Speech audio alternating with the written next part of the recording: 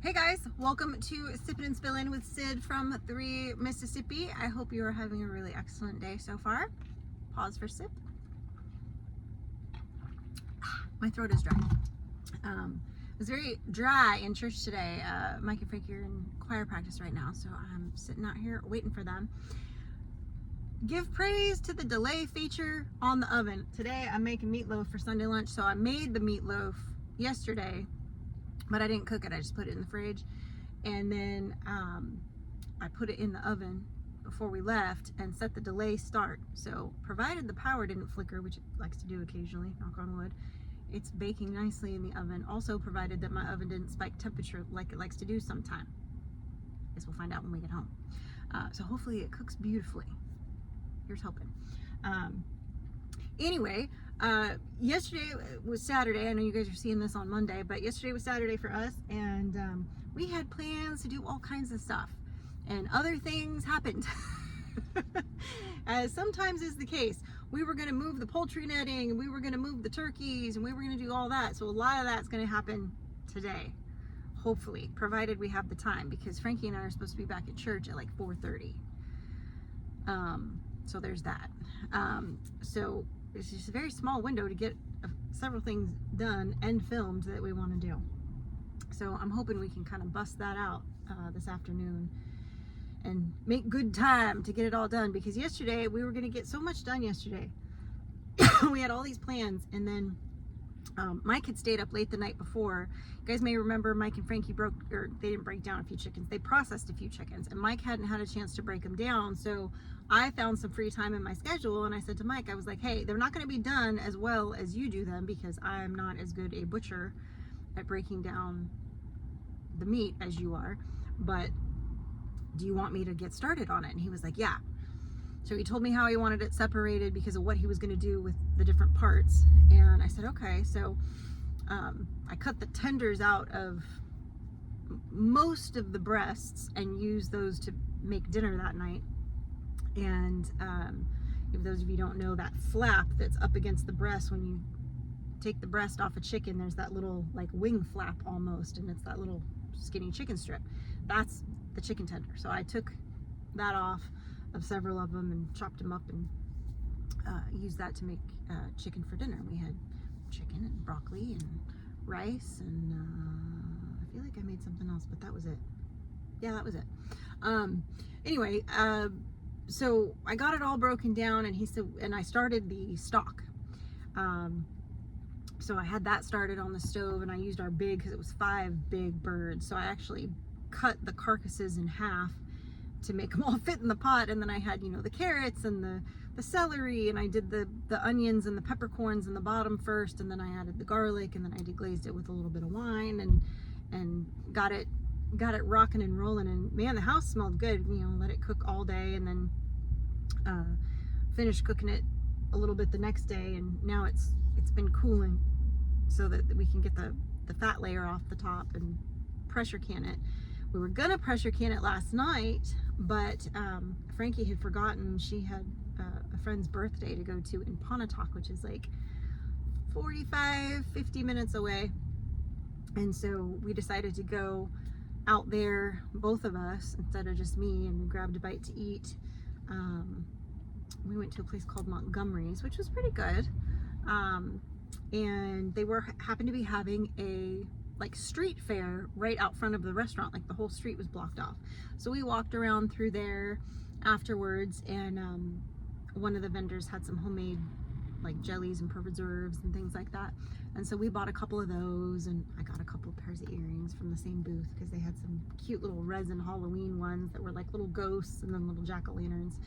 And I was like, oh, these are cute. So got a couple of those, and Mike got all his jams, so he's very happy.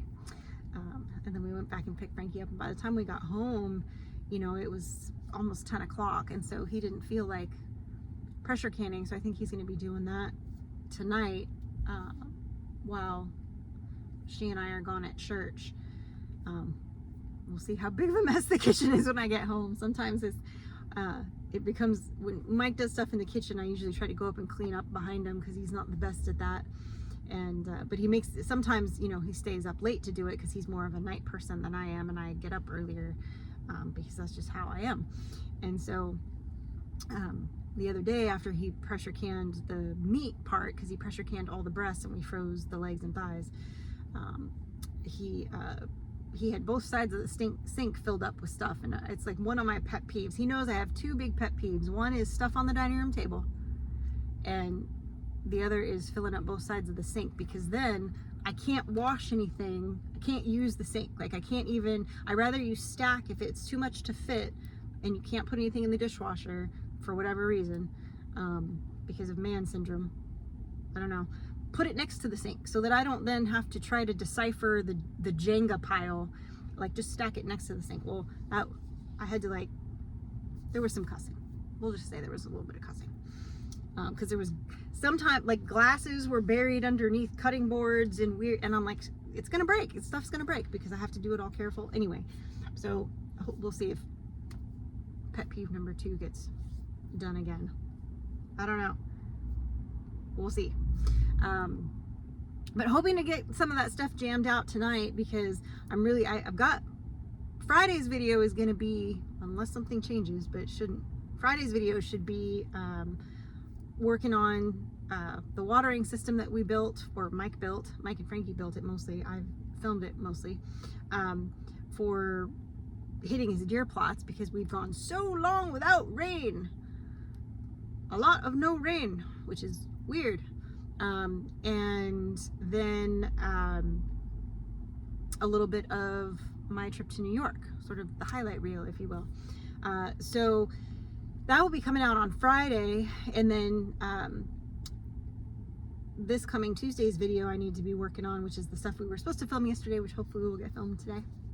And I should have filmed all the breaking down of the chicken and the making of the stock.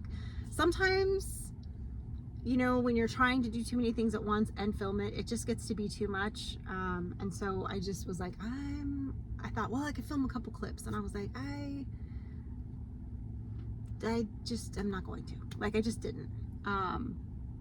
So that's my own fault for not filming it, but I didn't. Also, I'm not as good at butchering the chickens. Like, I know my knife work was a little sloppier. Also, the knives that I found were dull, needed sharpened. I don't trust myself to sharpen a knife properly and not mess up the knife or something, and might get mad at me for messing up the knife. So I was like, I'm just gonna hack at it with rusty blades and hope for the best.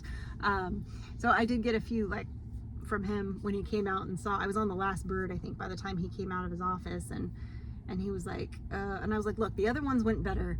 This one, it was like the biggest bird that I saved for last, and it was fighting me. It was just fighting me. And by then the knives were really dull, and it was just, and my hands were slippery, and it was just like a whole thing. And it was just anything I could do to get the meat off the carcass at that point. So it looked a little chewed on by the time I was done with it. But I was like, it really didn't matter, because we weren't freezing the breasts whole. We're basically making shredded jarred chicken. So like, if I scooped it out of the little, you know, indentation of the spine, does it really matter? I'm gonna go with no. So that was my whole thought process on that, I guess. That yes, it didn't really matter because it was all going into a jar. The legs, admittedly, I did hack up a few of the thighs a little bit when I was separating the drumstick from the legs, or from the thighs rather. I did mess up the joints a little bit, had trouble finding a couple of them, and ended up using a cleaver to whack them. So yeah, admittedly, not my best work, but you know, it is what it is. So got that done, and then I made the meatloafs yesterday, prepped that for today, and then we, you know, did that. So hopefully, like I said, get that stuff done today. We've got a bunch to do tonight. We've got our church practice at 4:30, and then we have youth, which tonight means I'm there for youth because we're doing pantry boxes, so getting those packed for this week. And so and our youth minister's out of town, so I need to really be there to wrangle the children tonight, which these kids know. They're so good, they really do. We do the pantry boxes once a month, and we usually, you know, during the regular school year, we pack them on Sunday night, and then we distribute them on Wednesday. And it's a ministry that I got involved in, that I feel very passionately about, that I got involved when we first moved, because Beth, who you guys have heard me talk about before, she's sort of the main go-to person when it comes to that kind of stuff. There's other people involved in the ministry, but they have kind of a different role, and she's sort of like, I wouldn't say she's in charge because she, I don't think, would describe herself as that, but she is like yeah. So that being said, she may not be there tonight. She wasn't here today, so I did announcements at church. The whole family is a little bit under the weather, so I don't know if she's going to be there tonight. So it may just be me screaming at teenagers. But these, like I said, these kids are really, really good. Some of the younger ones that are younger teens that have just recently joined the group this year do require a slight bit more wrangling than some of the others. But all the kids know me, all the kids like me. They also know what they're supposed to be doing, so I should be able to get them rocking and rolling and keep it going pretty efficiently. It's not the first time that I've kind of had to do that, so I just haven't had to do it in a while, and we probably have about twice as many kids as we did then, and some of them being newer and younger. So it might be a little challenging this evening, but I think we can do it. I think we'll be fine. So if I get in there early, like while the kids are eating dinner after we have practice, I've got about a half an hour where I can kind of unpack. Everything comes like packed on pallets. I can kind of get that part unpacked, so that when the kids come in, they can literally just start getting their stuff and packing it into the boxes, because that's a huge piece of it, is getting it unpacked so they can repack it.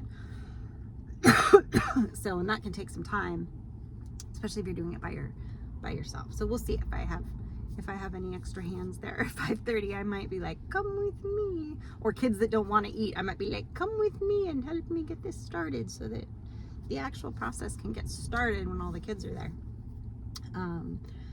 But anyway, so that's my agenda tonight. And then, like I said, try to get everything done really this week, and the first half of the week is my goal, because Mike and the guys are going fishing this weekend, and I really, really, really want to enjoy some mommy-daughter time this weekend with Frank. So, you know, I'm hoping that if I can get all my work done and kind of get ahead on a few other things, then I'll be able to get all my work and cleaning and stuff done on Friday while Frank's at school, and I'll really have that whole day to finish anything I need to finish as far as YouTube stuff for that week, and then do my deep clean of the house that I like to do before. I know it's early, but I do like to get my Christmas tree down and get it set up. And it's a perfect time when Mike's not home to do it, because I can do my deep clean. He won't be there. Frank, he'll be gone all day at school. It's really my only chance where I will be uninterrupted and be able to do what I need to do in the house to feel like, oh, I can put the tree up now because I was able to like clean behind everything and like do a deep clean with nobody there. It doesn't matter if I make noise, like, you know, he'll be gone. Like, so that's exciting for me to kind of get that done. And so I won't decorate the tree yet, but I'll get like all my stuff out. I'll wash all the fall pillows that I have out right now and start putting my Christmas pillows out, my, you know, my covers. So I gotta change them all out, and I'll get everything situated so that, you know, because Thanksgiving we usually decorate the tree that week. So, so that's my plan. That's my game plan. And then before too much longer, it's gonna be time to process some of those turkeys. So in the next couple of weeks, I think that's going to be happening. So we'll of course do a video on that. And we haven't processed turkeys since we moved here. And the year before we left, I'm trying to remember, I think we only did a couple turkeys that year. And we ended up, because we knew, I think at that point in the year, we knew we were really seriously looking at moving. So I hadn't ordered any turkeys, or I just had my midgets, I think, and we decided not to process any of them out. I think we processed like one out, maybe two. I don't think I even ordered turkeys that year. No, I think I did actually. I think I got some giant whites. I don't really remember. Honestly, I'd have to go back and look at our YouTube videos from that time of year, that year, and see. But so we haven't processed turkeys. All of that to say, we haven't processed turkeys in a couple years. because we didn't do them last year, and I'm pretty sure we didn't do them the year before, at least not in the numbers that we used to do them. You know, we would do 20 turkeys and sell them, and didn't do that, I think. So there you have it. So I hope you guys are all having an excellent week. I hope no one has to deal with pet peeve number 1 or number 2. And I hope you remember to stay blessed and that safety is off.